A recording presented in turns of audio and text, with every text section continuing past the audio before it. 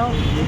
దాదాపు 200 సంవత్సరాలు బ్రిటిష్ వారి సంఖ్యలలో మగ్గిన భారతీయులకు సత్యం, అహింస ఆయుధాలుగా బ్రిటిష్ వారిని గడగడలాడించి వెనక్కి పంపించిన ఆ మహాత్మా గాంధీ జాతిపిత వారి వర్ధంతి సందర్భంగా జనసేన పార్టీ తరఫున వారికి నివాళులర్పిస్తూ ప్రపంచ ప్రఖ్యాత శాస్త్రవేత్త ఆయన జీవిత చరిత్ర చదివి అన్నారట, ఇటువంటి ఒక వ్యక్తి రక్తమాంసాలతో బతికి ఉండేవాడా అని భవిష్యత్ తరాలు అనుకునే విధంగా ఆయన జీవిత చరిత్ర ఉంది అని.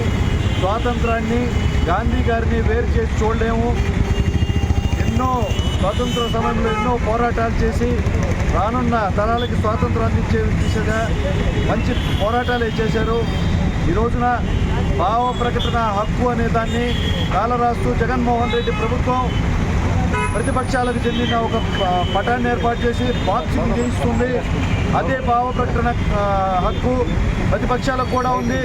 మీ నాయకుడి ఫోటోని రోడ్డు మీద వేసి 4-2-0 అనే బొమ్మ వేసి ప్రజల కాళ్ళ చేత మేము తొక్కించగలం. మా నాయకుడు అది నేర్పించలేదు. సత్యం, అహింస అనేవి గాంధీయిజం అయితే సహనం, ఓర్పు అనేవి పవన్ కళ్యాణ్ గారు మాకు నేర్పించారు. మీరు చేస్తున్న వికృత చేష్టలన్నీ కూడా ప్రజలు చూస్తూనే ఉన్నారు.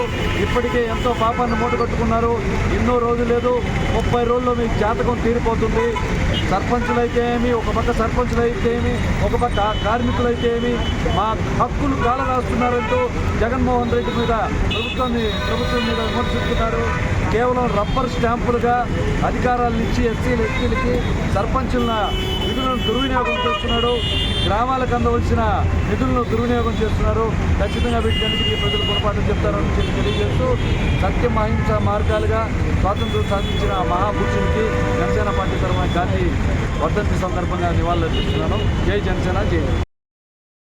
మరెన్నో వీడియోల కోసం మా ఛానల్ ని సబ్స్క్రైబ్ చేసుకుని పక్కనే ఉన్న బెల్ ఐకాన్ ని క్లిక్ చేసి యాక్టివేట్ చేసుకోండి.